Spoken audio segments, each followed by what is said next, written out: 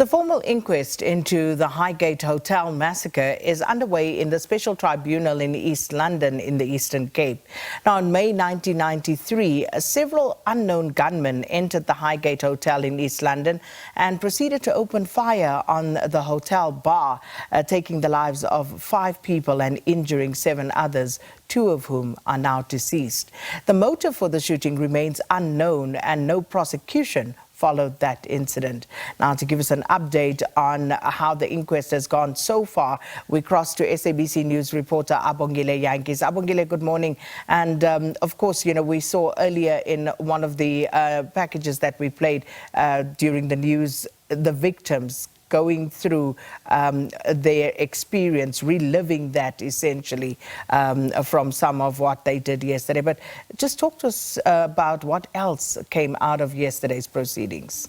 Well, Sakina, since the tribunal started, it has been the investigating officer who still understands. Today he'll continue his testimony, and his testimony is one of that the South African police services have come under heavy criticism for the missing fingerprints, which the legal representative of the families and the victims believes that would have at least pointed to a way forward in cracking the case and someone being successfully being prosecuted. And it has had a number of investigating officers throughout the years, and the one who's on the stand now, Vaughan Peterson, he has admitted to some blunders that they have committed, particularly from the area of forensics, particularly with this issue of these fingerprints.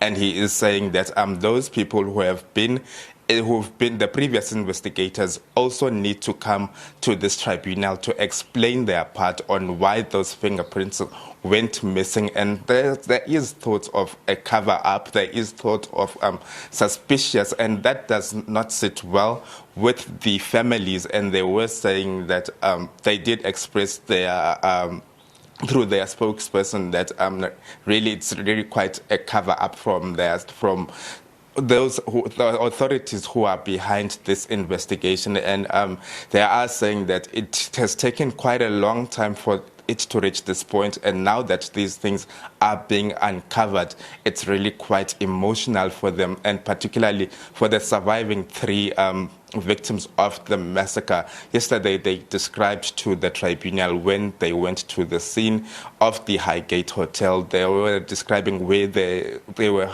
desperately wanting assistance when they were shot. I understand that one of them has also lost an arm due to that, and they are permanently disabled. So it's really quite interesting, and things are coming up, and I'm not sure whether time will be increased, because we still have one person on the stand who started on Monday and is expected to continue, and then the victims will take to the stand between this afternoon or tomorrow. So if it's the 3 of them testifying, then it will drag up until next week, depending how long their testimonies will be. And then there are summons for those previous investigators of the matter to also come forward. Some of them are behind bars, the people, and one of them is behind bars, and there's that lengthy legal process to get him, if he is willing to come, or even subpoena him to come to the tribunal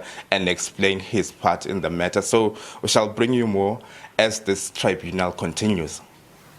Well, thank you so much, Abongile Jantjies, SABC News reporter in East London in the Eastern Cape, and he will be bringing us regular updates on the developments there.